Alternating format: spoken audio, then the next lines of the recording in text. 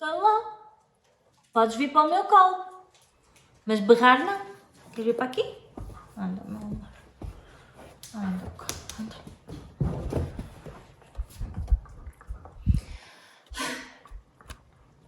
Já vos disse que esta casa é excesso de amor? Já, não já? Rosa, sai agora. Sai! Sai! Digo-lhe, sai, dou-lhe um beijo. Ai, meu Deus, é por isso que eu não consigo educar cães.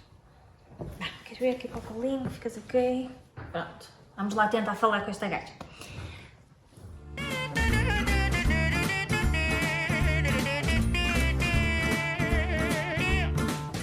Olá, eu sou a Bárbara e este é o meu canal Delicada com Elefante. Em março eu li 4 livros, a ideia era ler mais um, mas que eu só acabei no início de abril e portanto vou deixar para a wrap-up de abril.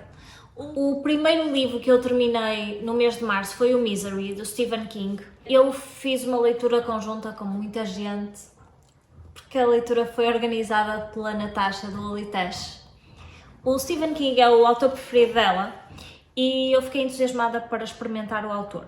No entanto, eu já previa que não ia gostar porque eu não gosto de horror. Eu nem sequer gosto de thrillers, ok?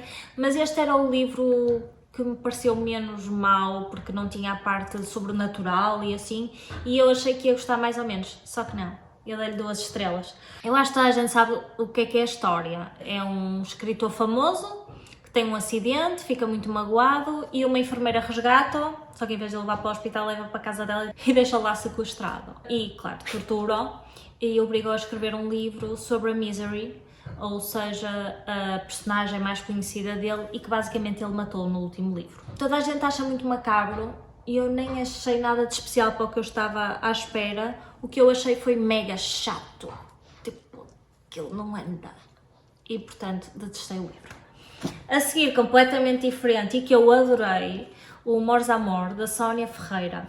Este é um romance histórico da época dos lusitanos, basicamente.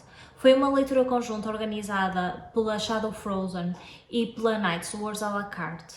Elas fizeram uma entrevista à autora para o Adagio Libri e eu fiquei super entusiasmada e comprei logo o livro à autora. Isto é uma edição da autora. Adorei a forma que ela falou de como escreveu a história e como fez o livro em si, porque a capa é linda e foi tudo feito de raiz, organizado por ela. Ela arranjou o ilustrador, ela escolheu tudo, as letras, o tipo de papel, o tipo de capa, e depois é tudo português, 100% português o livro. Ela até mandou fazer um mapa.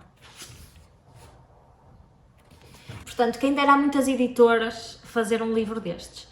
No entanto, este livro tem um pequeno problema, falta-lhe revisão. Tem alguns erros um bocado graves e a parte dos diálogos precisava de uma escrita um bocadinho mais madura.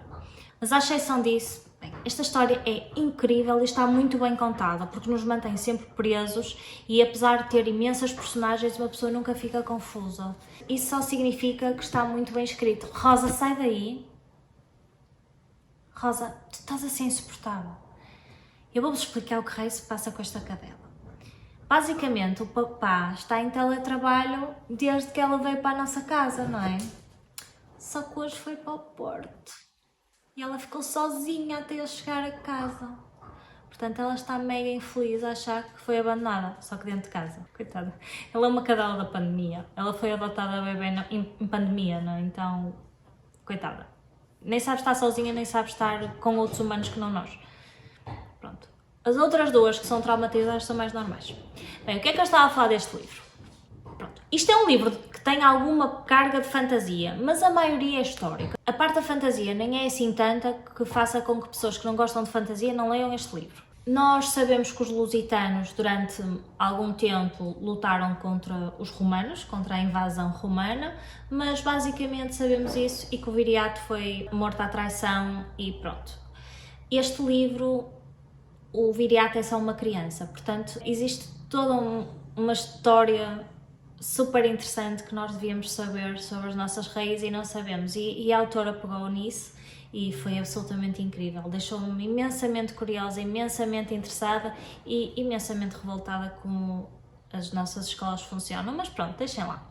Eu depois vou fazer uma review para o Instagram deste livro, depois de nós termos a live com a autora, e falamos um bocadinho mais. Além da parte da guerra, existe uma história de amor e depois existe uma narrativa um bocadinho mais à frente, quando os comboios vêm para Portugal, de uma descendente de personagens que são faladas na história inicial.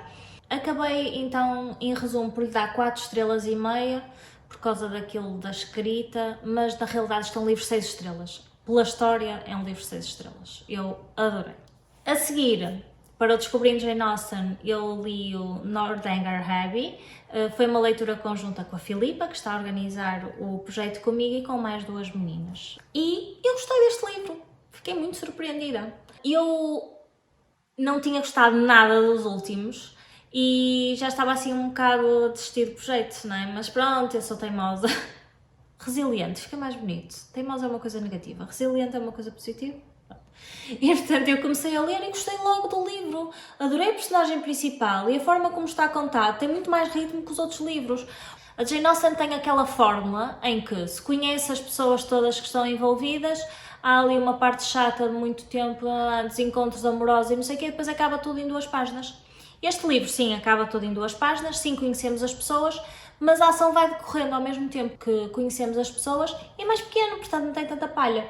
Isto basicamente é uma rapariga que vai com os tios para uma terra e conhece lá uns amigos. Esses amigos não são grande coisa, por acaso, mas depois conhece outro par de amigos, outros 2 irmãos, e apaixona-se por esse rapaz e gosta muito da rapariga, da irmã dele, e claro que os primeiros tentam virá-la contra eles e acabar com aquela amizade, mas ela acaba por ir para a abadia de Northanger, que é a casa dos segundos que eu vos falei, e como aquilo é muito misterioso, ela começa a confabular um bocado, e essa é a parte da sátira aos livros góticos, porque este livro é conhecido. Mas pronto, também não foi assim tão exagerado e eu achei bastante divertido. Gostei da história de amor, gostei da construção das personagens, o fim foi apressado, como sempre. Dei-lhe 4 estrelas. E o último livro que eu li em março foi o How to Argue with a Racist e eu já fiz uma review no Instagram porque eu fiquei entusiasmadíssima com o livro e acho que toda a gente devia ler. Aliás, é daqueles livros que acho que deviam ser obrigatórios na escola para formar melhores pessoas. O livro é escrito por um geneticista que vai pegar na parte histórica desde que as pessoas criaram o conceito de raça e depois vai falar da parte biológica e genética da coisa, a ver o que é que faz e o que é que não faz sentido. Se quiserem saber mais, vão ver a review no Instagram, eu deixo aqui em baixo o link, mas eu adorei, foram 5 estrelas de caras. E como existem alguns livros do autor traduzidos para português, espero que este também chegue a Portugal, porque eu ouvi em audiobook, mas para chegar a mais gente. Digam-me se leram algum destes livros e o que é que acharam. Até à próxima!